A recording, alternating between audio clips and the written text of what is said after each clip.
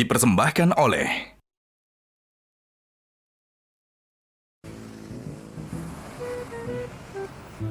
nempel beginian nih kudu di tempat yang paling banyak orang lewat sama orang bisa ngelihat. Nah yang kayak gini-gini nih, bohong banget nih kalau orang nggak ngelihat nih. Dilarang parkir di sepanjang area ini. Lah nempel poster mah boleh. Wah, kata siapa kagak boleh. Setiap kehilangan bukan tanggung jawab. Nggak hilang, gue tambahin nih. Boim.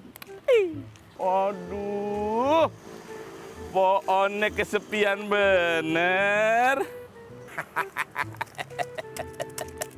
Tenang ya, Hon. Pokoknya kalau Boim jadi ketua RT, lu kagak bakalan gue tebang, ya.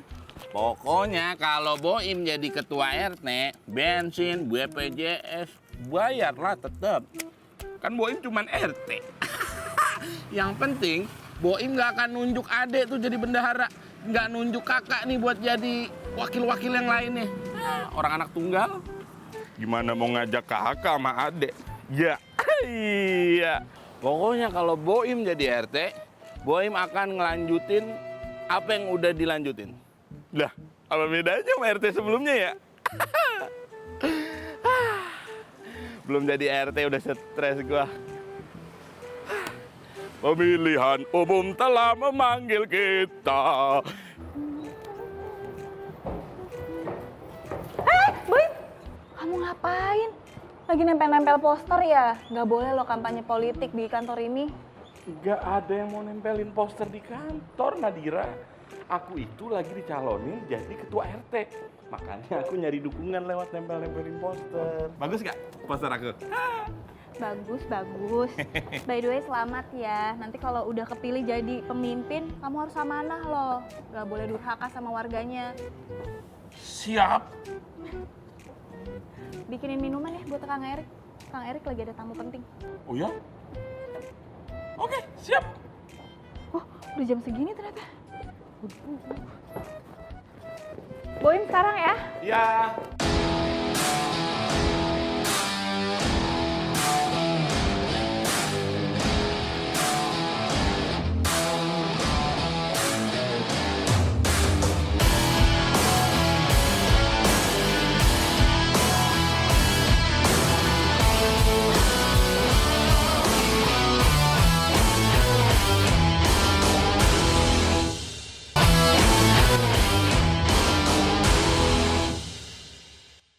dipersembahkan oleh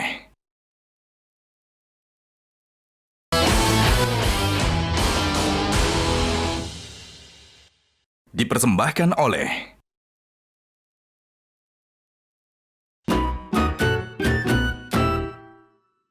Alhamdulillah, Mbak Lisa bisa melapangkan waktu nih hadir nih. Senang sekali saya. Alhamdulillah. Waalaikumsalam warahmatullahi. Ayo, Nadira. Aduh Kang, maaf banget. Dari mana sih kok terlambat? Itu Kang, tadi ketemu Boim di eskalator. Ya, Dia tuh lagi mau nyalonin jadi ketua RT Kang. ketua RT. Ketua RT. Oh, ikut-ikutan caleg-caleg sekarang. Iya, terus aku tadi dikasih lihat flyernya sih, oke sih desainnya. Ya semoga lah ya terpilih. Siapa tahu nanti jadi anggota DPR. Iya, amin sih. Cuman Dari kan, RT ke anggota DPR. Iya. cuman kan kejauhan. Bener Harus ada proses. Harus ada gitu proses. loh. Ya, dimulai dari ketua Dimulai RT. dari ketua RT. Itu udah bagus sekali ya. Tapi pemimpin itu bukan sekedar flyersnya bagus loh. Ya, tapi juga harus amanah. Mumpung kita mau ngobrolin amanah nih. Di sini udah ada Mbak Lisa Wahid. Kamu udah ayo Ibu sungkem ya. dulu. Belum ada Ini dia. Maaf ya Ibu, tadi nggak aku jemput di bawah. iya nih, Mbak Lisa Wahid ini beliau itu kan saking sibuknya jadi makanya kita tuh dapat rezeki lah beliau hadir di sini. Saya tuh ingin bertanya gini, bagaimana menjaga amanah ayahnya sekaligus dirinya sendiri? Kan nggak mungkin dong misalnya seorang Lisa Wahid gitu ya, anaknya Presiden Abdurrahman Wahid kemudian bebas melakukan apa aja, kan pasti ada batasan-batasan. Betul. Bagaimana pandangan Mbak Lisa terhadap amanah itu sendiri yang berkaitan dengan Mbak Lisa? Amanah itu kan pada intinya adalah beban yang diberikan kepada kita untuk dapat menjaga, mengelola diri kita dan mempertanggungjawabkan itu, gitu. Jadi orang yang amanah itu berarti dia bisa bertanggung jawab, bisa diandalkan. Nah, orang bisa diandalkan itu tentunya dia punya integritas gitu. Jadi tidak sebatas slogan-slogan gitu loh, kan banyak nih sekarang orang mengaku amanah tapi ternyata perilakunya tidak amanah begitu. Ya alhamdulillah saya itu bukan hanya putrinya Gus Dur gitu ya. Ya putrinya Ibu Nuria juga gitu. Tapi maksudnya di atas beliau itu kan ada Kiai Wahid Hasyim dan Bu Nyai Solihah Wahid Hasyim. Di atasnya beliau lagi ada Kiai Hasyim Asy'ari. Jadi ini darahnya udah kental banget, darah perjuangan untuk umat gitu. Jadi kayaknya dulu tuh kita selalu didorong, diberi inspirasi sih sebetulnya, nggak pernah dipaksa kami itu gitu. Diberi inspirasi bahwa khairun nas anfa'uhum linnas itu betulan gitu, itu real dari kecil. Jadi nggak penting uang tuh nggak penting gitu. Iya, uang penting untuk bisa menjalankan apa namanya ini kita, tapi bukan tujuan. Bukan tujuan. Uang itu jalan. Jadi nggak berbeban ya ketika bapakku tuh presiden. Nah, saya tuh kan pengennya bebas. Wah, malah justru amanah itu jadi beban. Karena kita membawa amanah itu jadi beban gitu. Saya pernah waktu masa-masa itu dibawain uang 1 koper pernah, Kang. Oh gitu. Katanya untuk nyumbang gitu. Jadi ini ada pengusaha, dia mendengar kalau saya punya gerakan untuk mengirim bantuan kemanusiaan waktu itu ke Aceh. Nah terus dia datang mau menitipkan sumbangan. Ya saya senang dong. Gitu kan. Ini kita lagi ngumpulin sumbangan mau ke Aceh, ke warga Aceh yang waktu itu ada longsor dan lain-lain gitu ya. Terus ternyata waktu dia menyerahkan saya udah hati-hati banget lagi, pokoknya jangan sampai saya nih nerima uang gitu kan gitu. Jadi saya bilang nanti diserahkannya ke yayasan aja gitu awalnya, masih ke yayasan saya gitu. Tapi ternyata waktu ketemuan pendahuluan itu si pengusaha itu bilang gini, Mbak saya titip ini tuh ada kita membutuhkan tanda tangan Bapak Presiden untuk kayak proyek strategis nasional di sebuah pulau gitu. Oh gitu. Jadi dia ingin itu udah lama Mbak dari zaman Pak Habibie gitu. Ini tinggal perpanjangan kok. Itu sudah ada ininya tuh udah ada. Koper, ya? Saya langsung berhenti, saya bilang ini wah saya kalau oleh Bapak nggak boleh sama sekali mencampuri urusan negara. Karena bukan saya pengemban amanahnya. Gitu. Salah satu menjaga amanah bagi Presiden Gus Dur itu adalah anaknya, istrinya nggak boleh mencampuri urusan ini, gitu. Jadi waktu itu akhirnya saya meminta agar uang sumbangan itu diserahkan kepada yayasan lain yang saya nggak saya ngasih tahu bahwa Pak mohon maaf saya nggak bisa menerima bantuannya, tapi ada nih yayasan yang waktu itu. Enggak saya tahu. Waktu itu ceritanya udah lama setelah itu. Kalau enggak dia masih marah ya. Pasti marah. Pasti marah beliau. Saya mau tanyanya agak sedikit dari sudut pandang yang lain. Ketika beliau dilengserkan, ini kan ceritanya sudah banyak sekali ya. Tapi saya yang ingin tanya bagaimana sih perasaan Mbak Alisa ketika beliau itu dilengserkan gitu. Karena sebagai Gus Durian semua juga pasti marah gitu ya. Jawabannya 2 hari. Gitu. 2 hari nih, waduh ini harus bersambung ke episode bersambung. Jadi gini, saya kebetulan, saya kan anak sulung ya. Dan waktu itu saya baru melahirkan gitu. Jadi cucu pertamanya almarhumlah Gus Dur. Lalu pada saat itu saya mulai bertanya terus kepada beliau. Saya bilang, Bapak kita kenapa diperlakukan seperti ini? Saya tahu betul Bapak itu kan berjuang dari muda itu untuk bangsa gitu ya. Tapi kok diginiin sih gitu. Kenapa kita nggak pulang aja? Kenapa kita masih bertahan? Saya waktu itu ngajak pulang justru bukan bertahan di sana. Iya, lalu beliau menyampaikan begini, kita ini sedang memperjuangkan kebenaran, jadi harus bertahan begitu. Terus saya bilang, Pak tapi DPR MPR-nya aja begitu gitu. Kayaknya kan Bapak akan kalah. Nah terus keluar satu kalimatnya begini, kebenaran tidak bisa di voting nak. Gitu, itu satu. Kebenaran tidak bisa di voting. Jadi Bapak akan tetap memperjuangkan ini. Udah kalian semua pulang, nggak mau saya gitu. Kenapa? Karena saya ingat pelajaran sejarah. Ibu Mega pulang ke istana Bung Karno udah nggak ada. Bung Karno kemana, keluarganya bingung, dan akhirnya ketemulah kabar bahwa Bung Karno tahanan kota di Istana Ya, di Bogor. Istana Bogor. Jadi saya itu trauma itu. Jadi saya bilang begini, enggak, pokoknya kita nggak kemana-mana. Di mana Bapak, di situ kita gitu. Ini keadaan udah bahaya, Nak. Enggak mau, Pak. Pokoknya kita ikut Bapak gitu. Karena maksud saya kalau Ya, jadi ada tahanan sejarah ya, seperti itu. ya kita juga ikut jadi tahanan lah. Pokoknya kita nggak akan Sama-sama gitu, ya, mendampingi gitu. Bapak lah. Sudah seperti itu. Ternyata 2 hari kemudian beliau tiba-tiba manggil saya terus gini, Lis, kamu siapin barang-barang semuanya, kita pulang. Gitu. Terus saya kaget. Loh, Bapak 2 hari yang lalu Bapak bilang pokoknya Ya. akan berjuang. Terus kata beliau gini, tidak ada satu jabatan pun yang layak dipertahankan dengan pertumpahan darah rakyat. Gitu. Nah, terus saya kaget. Ya udah, pokoknya kita siapin. Ternyata waktu saya keluar baru saya tahu kalau kiai-kiai barusan menemui beliau memberitahu ada belasan ribu Yang bersiap santri untuk datang, ya. yang sedang dalam perjalanan ke Jakarta untuk mempertahankan Gus Dur. Sudah ada 3.000 yang ada di sudah ada di Jakarta. pesantren-pesantren gitu. Memang di luar istana tuh udah ini Mbak, istighosa terus sama demo menentang Gus Dur gitu. Nah, itu rupanya titik baliknya. Jadi yang tadinya bahkan demi kebenaran beliau siap, ternyata kemaslahatan lebih tinggi loh daripada persoalan benar salah. Nah, itu besoknya tiba-tiba ribuan orang masuk ke dalam istana.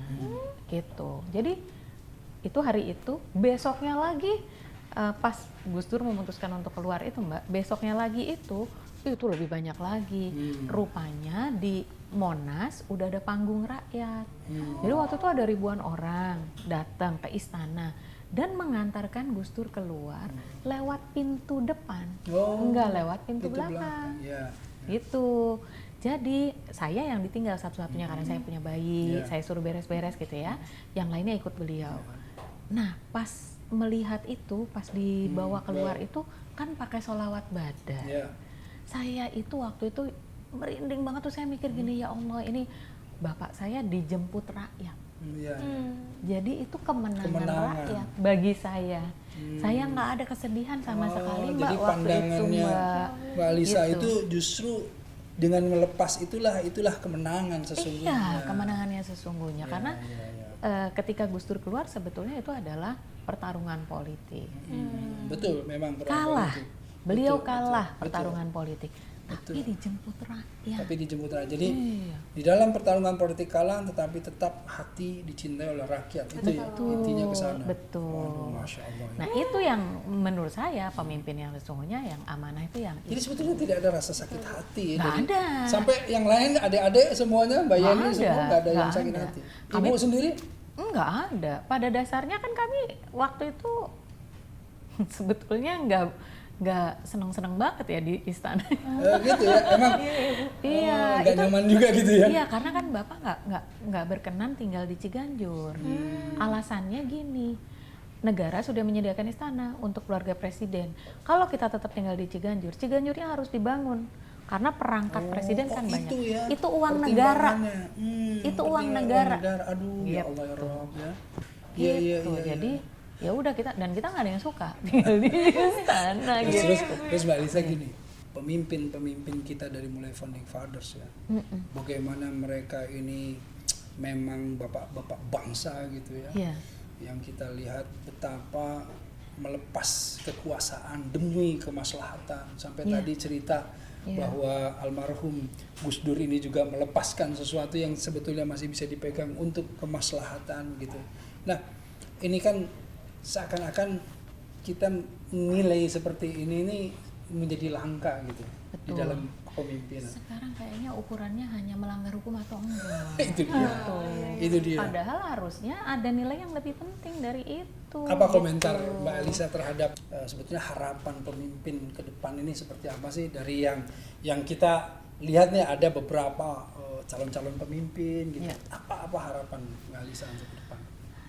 Yang jelas ya itu ya apa namanya, kuncinya memang dia menjadi pemimpin yang amanah. Ya, gitu. ya, ya. Amanah itu berarti dia melihat tidak hanya dia, tapi dia melihat bangsa ini, dia Ya. melihat tujuan kita hidup bersama tadi, kemaslahatan rakyat tadi itu, gitu. Nah, semuanya harus diukur dari sana. Tidak bisa kemudian dari ukuran kepentingan kelompok, kepentingan sesaat gitu, tapi ke sana.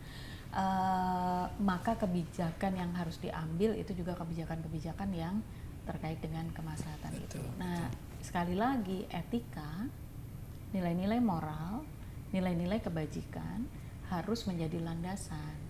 Nggak bisa kemudian yang penting nggak melanggar hukum, tidak bisa. Nggak bisa ya? Gitu. Lebih dari hukum, harus tujuan hukum. Kalau di dalam Islam itu kita mengenal fikih dan usul fikih. Nah, usul fikih itu kan landasan fikihnya, tujuannya gitu. Nah, itu yang harus dipegang. Tiang listrik udah. Kang Diki Chandra. Abon. Kok abon? Andi Boim Narsis. Kamu bapak terkenal Narsis. Ya Apa kabar, Kang? Baik. Saya teh sering ngikutin konten-kontennya Kang Diki. Oh, bisa aja. Ya. Apa? Punten pisan Kang. Saya tuh lagi berusaha semampunya saya untuk mencalonkan diri jadi ketua RT. Waduh. Boleh saya? Ini kenapa masang foto kakeknya? Oh, bukan foto kakeknya. Ini foto saya, lihat aja mukanya. Oh iya. Oh ini muka. Emang dikiranya apaan? Ini maaf saya salah. Aduh. Wani Piro. Kita minta endorse nih pasti. Iya, saya mau minta tolong diposting di sosmednya Kang Diki. Bayar berapa terus? Bayar ya Kang ya. Jadi kebetulan saya teh mau mencalonkan jadi ketua RT itu tanpa budget karena murni pengen ngabdi sama warga. Iya. Bagus. Saya mengetes doang barusan. Itu namanya pemimpin yang baik. Kalau pemimpin sudah memperjualbelikan suara itu salah. Suara manusia kan cuma dua. Suara batuk sama kentut pret. Iya. Jadi bantu ya. nanti bantu ya di sosmednya Kang Diki. Beres. Alhamdulillah. Terima kasih. Iya. Kebetulan teh Kang Diki teh mau kemana? Saya mau ketemu sama seseorang, sama Kang Erik dan Kang Yusuf. Kang Erik? Itu satu orang. Kang Erik Yusuf. Bukan paket ya itu ya? Bukan. Bukan calon Erik. Bukan. Saya Erik, saya Yusuf. Kami Erik Yusuf. Oh, bukan. Udah lama nggak ketemu. Iya, kebetulan Kang Erik Yusuf teh bos saya. Oh bos. Saya antar ya. Oke sip. Bukan ke sana, kalau ke sana balik lagi. Enggak, saya memang sengaja orang yang begitu. Iya, sini. Oke.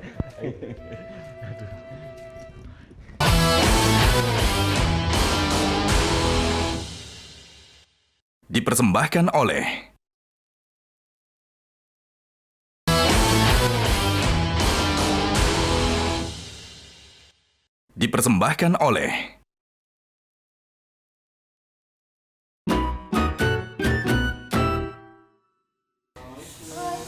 Waalaikumsalam. Iya, Calon ketua RT. Calon ketua RT. Nah, sekalian ada calon ketua RT berarti saya mau menitipkan pesan dari Gus Dur apa nih. nih pesan dari Gus Dur? Gus Dur itu terhadap dalam kepemimpinannya beliau selalu berpegang pada satu kaidah. Kaidahnya namanya tasarruful imam ala ra'iyah manutun bil maslahah. Semua keputusan dan kebijakan setiap pemimpin haruslah untuk kemaslahatan rakyatnya. Katanya kan mau ini ya. Jadi ketua RT. Nah, saya titip itu ya. Ada salah bu. KPK aja nggak lihat kiri kanan. Jadi saya lagi tidur mangap, dia maksudnya baik. Tutupin hidungnya. Makasih ini pesan-pesannya. Iya, Semoga bisa sama-sama. saya jaga buat masyarakat saya dan warga saya. Amin ya Allah. Baik, terima kasih ya. Saya nyuwun Terima kasih ya. pamit Aduh, Kang. terima kasih, Mbak Aisyah ya. Mbak Nadira, Kang Diki. Saya baru datang. Iya, justru karena Kang Diki datang saya kayaknya. Enggak, ini kan tadi cuma mampir aja, nggak taunya ngobrol keasikan gitu. Moga-moga sukses. Amin. Amanah untuk rakyat ya. Gitu, terima kasih semuanya. Assalamualaikum. Aku anterin dulu ya, Kang. Banyak Kang Dikit nyari. Astagfirullah. Assalamualaikum kan. Kumaha dawang? Aduh, alhamdulillah. Awet muda. Iya, itu diformalin. Aduh. Gimana sehat? Alhamdulillah kan. Aduh. Boim, Iya kan? jangan berdiri dong sebagai calon ketua RT. Duduk di Ayo sini. duduk di sini lah, ayo sama-sama. Jangan Pak, nggak enak soalnya sama mantan pejabat. Masa duduk sebelah. Ini bagus. Artinya dia melatih diri untuk senantiasa bekerja, berdiri itu bagus. Banyak juga sekarang yang terlalu keenakan duduk kelamaan gitu kan. Iya. Lupa berdiri ya. Lupa berdiri kan. duduk. Turun. Ayo, pakai. Nggak apa-apa. Duduk deh di atas atas. Ya jangan dong. Coba lihat itu ada apa itu? Flyers apa? Coba. Ini Pak, brosur Ini saya brosur. untuk jadi pejabat RT. Saya menang, lingkungan tenang, Anda senang. Ini luar biasa. Ini Bobim, kamu gak pernah pakai peci, sekarang pakai peci. Iya. Tadi mau pakai helm, Pak. Cuman momennya nggak pas. Nah ini nih ya. Nah ini suka Ya, memanfaatkan fenomenanya tuh yang menarik itu ketika tiba-tiba musim caleg, musim pilkada, musim-musim pil-pil yang lain, semuanya jadi pakai peci. Itulah, makanya sebetulnya hijab, problemnya begini Pak. Kadang-kadang orang baik itu kan sebetulnya kita harus berbuat baik bukan pengen dibilang baik. Kita harus soleh bukan pengen dibilang soleh. Saya minum dulu Pak. Punten, bekas orang.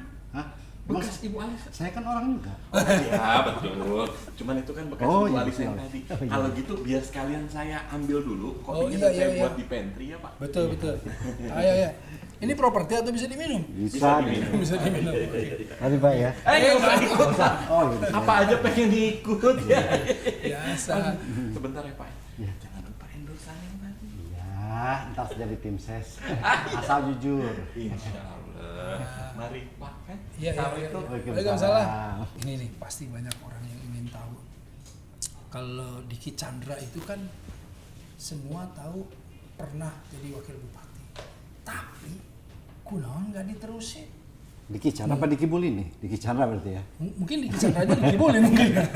Jadi Diki ini kemudian Iya. mundur jadi wakil bupati, dari wakil bupati mundur.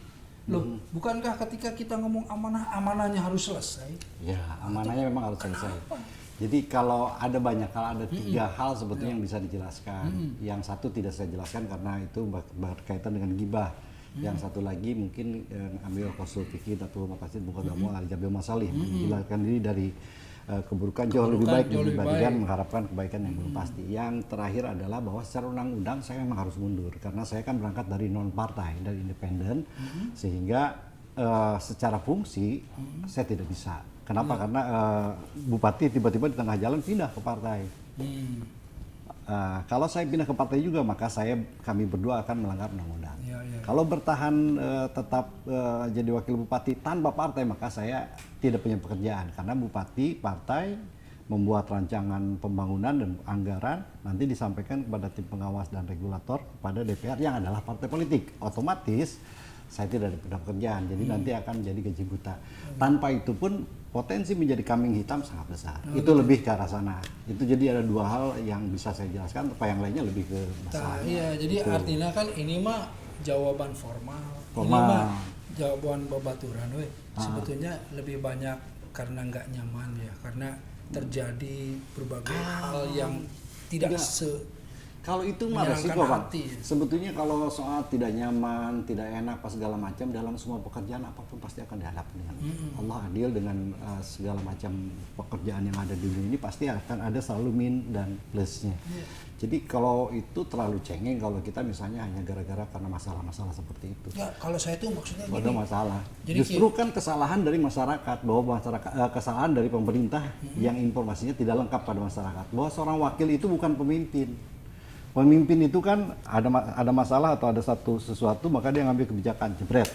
Ya kan paling dia konsultasi dengan tim think tank. Tapi kalau wakil nggak bisa mengambil keputusan. Dia adalah navigator, dia adalah cadangan kepala daerah Ketika dia berhalangan. Jadi tidak bisa mengambil keputusan. Ada masalah kita selesaikan nggak bisa karena tidak ada perwabub, tidak ada perwapres, tidak ada perwagub, yang ada perbub atau perwali kota atau Nah itu dia, jadi intinya Akang tuh ketika mencalonkan jadi wakil bupati tidak memahami itu.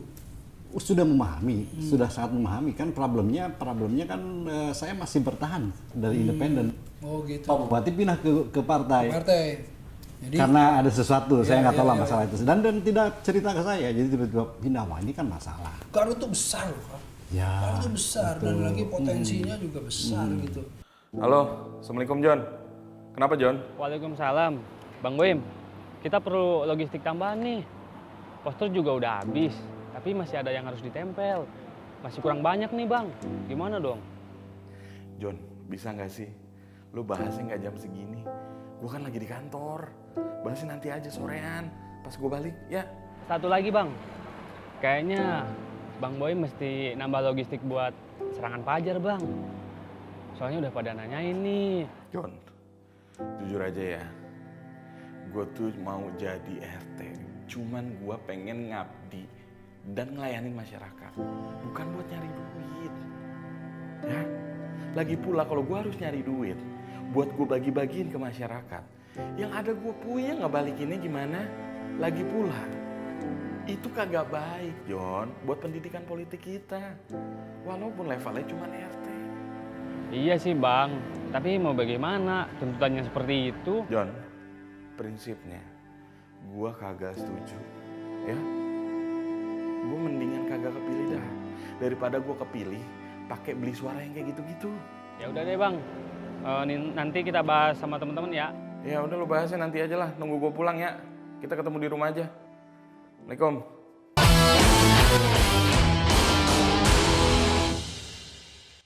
Dipersembahkan oleh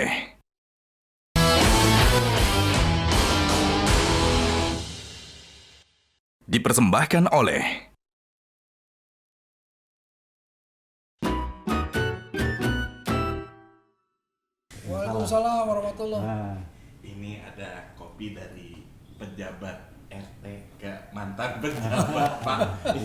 Kan belum jadi ketua RT, belum jadi pejabat RT. Oh iya belum. Calon calon. pejabat RT. Tapi ini baru pertama kali saya dapat minuman dari calon RT Raja Toke. Dan jarang Raja RT itu apa sih? RT kenapa? RT itu Raja Toke apa Raja? Bukan masalah jatuh. RT Raja Bukan Toke. rukun tetangga. Taruh pun tetangga ini baru. Iya. Jadi dari calon ke mantan. mantan. Dua-duanya berarti bukan dong. Duduk aja udah. Ayo sama-sama. Ini tadi Waalaikumsalam. Ini ayo. Ayo nih lagi seru, saya lagi sama Kang Diki Chandra Ini nih. saya belum tahu ini duduk Boim. Ini Nadira ini sekretaris berikut sepupu. Oh, ini kan masih muda makanya namanya Nadira. Iya, benar. Kalau udah tua, Nek Dira. Oh iya, Nek. Nadira mana? Ini masih anak-anak Nadira. Iya. Kalau kitanya lebih muda jadi Kak Dira. Dira. Harusnya Dedira. Dira. Dira itu apa sih? Dirahasiakan. Nah, ini balik lagi nih. Siap. Tadi lagi seru, lagi bicara tentang masalah kepemimpinan. Kan Kang Diki ini, beliau ini pernah menjabat jadi wakil bupati. Bupati itu raja daerah. Iya, waduh. Orang banyak bilang begini, kalau mau banyak proyeknya, banyak kekuasaan dan lain, jadilah bupati atau wakil bupati. Inilah itu. kesalahan sisi pandang. Jadi menganggap bahwa yang namanya kepala daerah, bupati itu adalah raja uang, raja proyek dan segala macam. Ini yang salah. Kadang-kadang saya suka sedih melihat para pejabat yang begitu bangga dengan pakaian, dengan mobil, dengan rumah yang notabene adalah duit rakyat. Apa sih bangganya gitu? Kenapa dulu saya dibilang so baik, so bersih karena kursi aja kita benahi sendiri. Iya, dulu sering naik sepeda ke mana-mana gitu. Mobil aja masih pakai Beliau mobil nih ontelan mobilnya Kadis Perindak gitu kan. Saya lihat mau nggak dipakai, udah saya pakai saya nggak beli baru. Kenapa saya bikin seperti itu? Bukan pengen dipuji, pengen dibilang baik, tapi kita tahu diri bahwa kondisi Garut pada saat itu daerah tertinggal, sehingga kita sebagai pemimpin justru harus berikan contoh bagaimana kita melakukan efisiensi. Hal-hal ini bukan pengen dipuji, tapi ingin menciptakan sebuah kultur atau budaya baru untuk pemimpin bahwa janganlah kamu satu bangga dengan duit rakyat. Kayak seolah-olah duit sendiri. Mohon maaf, saya termasuk yang protes ketika tiba-tiba ada ini bantuan kurban sapi dan domba dari Pak Wakil Bupati. Saya nggak terima, bukan dari dompet saya. Kurban kan harusnya dari pribadi. Kalau ini kan uang rakyat, kita hanya pengelola. Menyampaikan boleh. Sampai hari ini masih berjalan seperti itu di seluruh Indonesia. Masih Pak, coba aja nanti, wah ini Pak Bupati dibantu sama Pak Bupati, dibantu sama gubernur, dibantu sama presiden bahkan. Padahal dibantu Karena oleh itu kan duit masyarakat. kita gitu loh. Saya protes itu, saya dimarahin, saya dijelekin, tapi nggak apa-apa buat saya. Ini bagian daripada pembelajaran budaya bahwa kita harus maju terus, pantang pulang. Padahal ada beberapa dalam Islam ada siasat kan, ada beberapa strategi bagaimana kita menyelesaikan masalah. Kalau misalnya saya nentrung, nanti akan terjadi perang dan polarisasi yang besar. Nah, ada hal-hal yang tidak bisa diceritakan. Kang, ini kan justru kalau saya melihat ya akan mundur dan lain-lain ya tadi ya, kalau menurut saya karena banyak melihat ketidaklulusan ya, banyak merasakan ketimpangan dan lain-lain. Justru kita ini kan ingin akan maju lagi untuk kemudian membawa semangat agar supaya banyak orang ikut Akang gitu. Apa nggak ada keinginan? Saya sih keinginan ada, keinginan ada. Kemarin saya sempat di 6 kabupaten kota, saya sekarang diminta Pak. Nah, ya didorong kan pasti. Itu tuh. Saya bingung, saya harus nyalon di 6 kabupaten kota kan. Juga genep ya minta. Genep ada. Nah, permintaan ini memang diawali dari salah satunya adalah ketika saya ditanya, Kang Diki kenapa nggak mau maju? Saya bilang kalau kita tahu ada yang bau, lalu kita nggak mau, padahal kita mampu itu dari Allah, maka kita dosa. Iya. Ya, problemnya. Tapi saya bilang saya nggak mampu secara ekonomi. Mungkin secara ilmu sedikit ada, tapi secara ekonomi saya nggak mampu. Saya masih punya anak yang kecil, masih sekolah, saya harus biayain mereka. Tadi insya Allah bulan. Biaya politik itu besar sekali. Kalau dipaksa, akhirnya saya bilang begini, ya udah gini aja, doain aja saya syuting dulu, saya nyari duit. Kalau saya udah punya duit nanti saya nyalon. Akhirnya ditulis Diki Chandra siap nyalon. Itu ceritanya.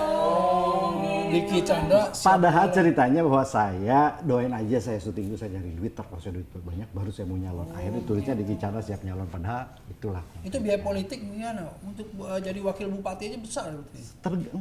Nggak banyak sebetulnya selama pemerintah bisa meminimalisir krisis kepercayaan yang sekarang ada. Sekarang kan para pejabat bilang wah rakyat udah tahu duit gara-gara elu.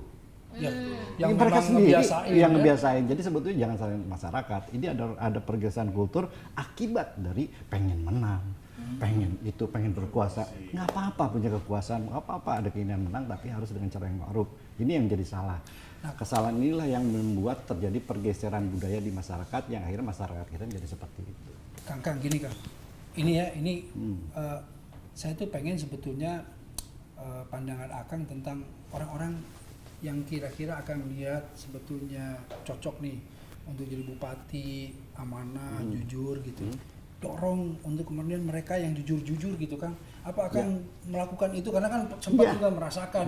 Atau Akang udahlah saya mah mau mundur aja dari dunia politik, gak mau mikirin lagi. Masih saya ketemu sama calon wali kota, saya sama ini dan ketemu sama mereka dan saya selalu ngetes mereka secara tidak langsung lah ya. Saya nggak kan usah bagi ngetes. pengalaman. Tetap gitu. saya suka ngetes. Coba Bapak, kalau menurut Bapak daerah Bapak ini kenapa Bapak begini? Nah ini kalau berarti banyak yang banyak sekali. mencalonkan tapi tidak kompeten. Jadi mereka gitu. hanya cuma punya keinginan. Nggak kompeten. Keinginan. Jadi yang pertama kali untuk para calon pemimpin, pertama harus tahu dulu apa potensi yang ada di daerah, yang belum dikembangkan, yang sudah berkembang dan yang perlu dikembangkan lagi. Kedua harus tahu peta permasalahan utama yang ada di situ. Nah, setelah itu baru bikin village building center. Village building center itu udah perencanaan, mau bikin apa daerah ini, kecamatan ini, desa segala macam, enak. Seperti itu. Nah, pada saat penyusunan visi misi, dari dasar inilah dibuat harus selaras dengan RPJP. Apa itu RPJP? Rencana Pembangunan Jangka Panjang. Siga pejabat. Problem, saya lagi emosinya. Kenapa? Lagi emosinya di negara kita ini banyak sekali pembangunan yang tidak berbasis RPJP dan KLS. Apa itu KLS? Kajian Lingkungan Strategis, sehingga ada pembangunan yang mandek gara-gara longsor dan segala macam. Boim training sama Kang ada Diki. FS feasibility studinya tidak jelas, sehingga ketika dibangun ini masyarakatnya malah menjadi miskin di sebelah sini. Jadi membangun sesuatu berdasarkan proyek nanti supaya nanti ada untungnya kan? Ada pembangunan itu supaya dapat untungnya, ada juga pembangunan itu hanya ingin supaya namanya dikenal banyak orang. Wah, ini bikinan saya, ini salah. Makanya kenapa ya dalam hadisnya sebut idza usidal amru ila ghairi ahlihi fantaziri sa'ah.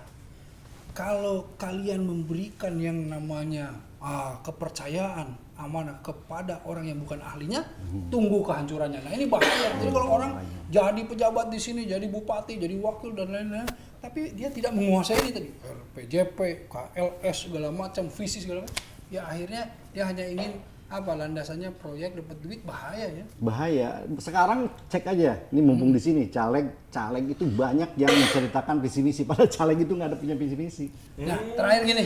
Nggak ada kalau Apa punya visi misi harapan tugas. Akang? Ya. Harapan Akang supaya ini nih Ya. caleg-caleg nanti harus denger nih. Apa Kang? Saran buat para caleg ini supaya jangan jadi Ya. calon caleg nanti. Susah nih. Sebetulnya banyak kalau saran masukan ya balik lagi ke Pancasila, memahami Pancasila dengan benar. Bahwa yang pertama itu adalah ketuhanan yang Maha Esa, berarti jaga ketauhidan kalian, keesaan kepada Allah, karena itu inti dari semua yang ada, dari 4 yang ada. Gara-gara satulah itu kita bisa menjadi adil dan beradab. Gara-gara ketauhidan lah kita akan bisa menyatukan dan mempersatukan. Gara-gara ketauhidan lah kita bisa melakukan tabayun seperti apa yang diajarkan Rasul untuk menjaga musyawarah kerakyatan yang dipimpin oleh musyawarah dan mufakat untuk mencapai keadilan sosial di seluruh Indonesia. Jadi kalau betul-betul memahami, bukan cuma hafal, betul-betul memiliki ketauhidan, insya Allah dia akan bisa bersikap adil, bisa menyatukan dan mempersatukan, bisa juga bermusyawarah dengan baik, karena masalah banyak sekarang, banyak pejabat yang ngomong baik, kenapa nggak duduk bareng aja, orang duduk kenapa nggak tabayun aja, ya kan, sehingga keadilan sosial bisa terwujud. Kang, bangga ya punya teman, punya ini relasi seperti ini. Sekarang mau minum gue lah. Oh, iya, Jangan siap. jadi pejabat dulu, sekarang mau minum. Jangan jadi Dua-duanya. Ya, kita melihat sisi lain dari Diki Chandra. Luar biasa. Panas? Dingin. Oh. Astagfirullah. Kayak gitu tuh, Iya. panas. Tapi setelah mendengar ini jujur saya jadi makin semangat untuk jadi ketua RT. Doakan Kang Dikinya. Tapi nanya dulu sama beliau, karena sebetulnya kita tidak boleh mengejar-ngejar jabatan. Akan bertemu dengan penyesalan itu muslim sahih ya. Betul, sahih. Jadi biarlah orang lain yang meminta, apabila memang kita mampu kita jalankan. Jadi mendingilah aja, Allah yang menentukan. Gitu. Jangan terlalu pengen banget, karena nanti lahirnya pasti emosi, mau jelekin orang, ini apa segala macam gitu. Jadi mengalir aja seperti seperti ingus. Belum kampanye. Apa seperti air ya? Mengalir seperti air ya. Tapi ya ingus juga kan sama mengalir. Tapi agak lama sih kan. Tadi lagi jadi pejabat, akhirnya komedian. Aduh. Alhamdulillah bener nih. Iya. Rezeki datang Alhamdulillah. ya. Iya. Alhamdulillah Kok ada tisu? sulap. Aduh, wah. Ini mah aneh ya di sini mah ya. Tisu dari mana? Ih, hebat di sini mah ya. Saya bawa pulang buat istri. Oleh-oleh. Pas lagi kan ini. Iya, saya nganter dulu Boim ya. Kembali. Saya nganter Kang Diki Oh, ke iya. lobby. Kalau gitu, Kan lu nganter saya. Iya. Saya nganter situ juga, saling ngantar ya. Iya benar. udah kita antar sama-sama aja. Udah semua aja. Iya, atur dulu. Siap. Belum pisah Iya, kan? Jangan sami-sami. bosan-bosan di sini Siap. kan. Aduh. Assalamualaikum, Neng. Mau enggak? Iya. Waalaikumsalam. Iya. Saya pinjam dulu ya. Oh, iya. Bawa juga nggak apa-apa. Iya.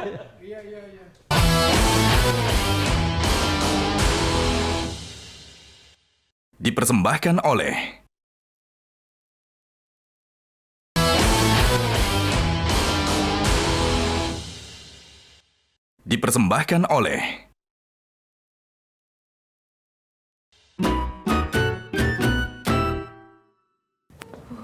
Masya Allah Kang, hari ini obrolan kita sangat-sangat inspiratif ya Kang. Iya, alhamdulillah. Nah, tapi bicara tentang masalah amanah, ya.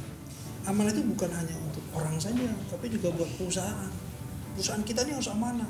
Artinya kita harus memberikan manfaat kepada orang-orang yang banyak, mengayomi karyawan kita, membawa perusahaan ini sebagai kunci kendaraan ke surga. Jadi ladang amal buat kita semuanya. Itu baru amanah. Tapi berarti kalau begitu kayak klien kita tuh Kang. Ada satu perusahaan yang sudah 99 tahun mengabdi di Indonesia dan mereka itu selalu bertekad untuk menjadi perusahaan yang memberikan manfaat positif bukan hanya untuk karyawannya, tapi juga bagi masyarakat Indonesia dan juga lingkungannya. Perusahaan ini juga dikenal menghasilkan produk-produk yang berkualitas dan pastinya juga halal. Itu semua sebagai bukti nyata konsistensi dari komitmen mereka. Nah iya, bagus kalau perusahaan-perusahaan seperti itu ya alhamdulillah. Iya, harus kita contoh tuh Kang berarti.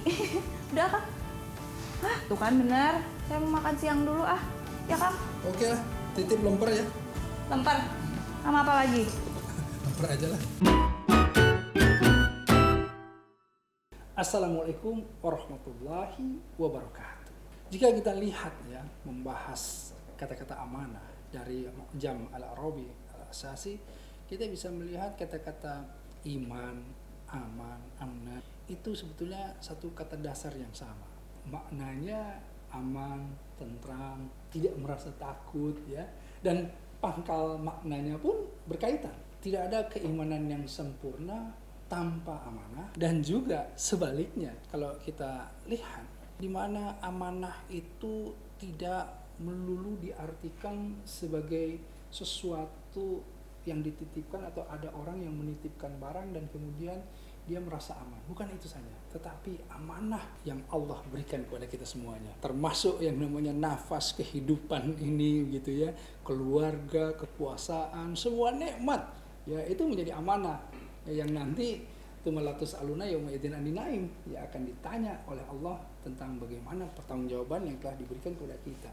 Karena kalau kita lihat dalam surah Al-Anfal misalnya, ya ayyuhalladzina amanu la takhunullaha wa rasulah wa takhunu amanatikum wa antum ta'lamun. Nah, di sini kan disebutkan, hai orang-orang yang beriman, janganlah kamu mengkhianati Allah dan Rasulnya. Ya, dan jangan kamu mengkhianati amanat-amanat yang telah dipercayakan kepadamu.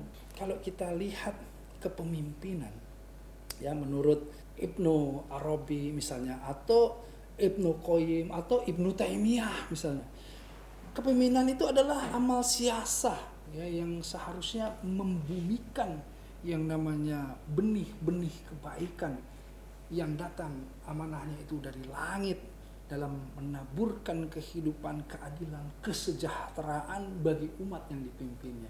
Nah, karenanya Syekhul Islam Ibnu Taimiyah itu mengatakan bahwa tujuan pokok kepemimpinan itu ialah memperbaiki agama umat ya. Sebab jika jauh dari dinul Islam, bagaimana kemudian nikmat yang Allah berikan itu bisa kemudian dikelola dengan baik atau dalam arti amanah. Nah, disinilah sebetulnya kita harus memahami ketika saat kita masuk ke dalam pemilihan pilkada, pilpres dan lain-lain, kita harus memberikan yang namanya edukasi kepada masyarakat agar ada political quotient atau yang disebut dengan kecerdasan berpolitik. Di mana kecerdasan berpolitik itu adalah dia orang yang mengetahui haknya dalam berpolitik. Dia juga mengetahui kewajiban dia dalam memenuhi hak orang lain. Dan dia juga harus menjaga antara keseimbangan hak dan kewajiban yang dia harus berikan.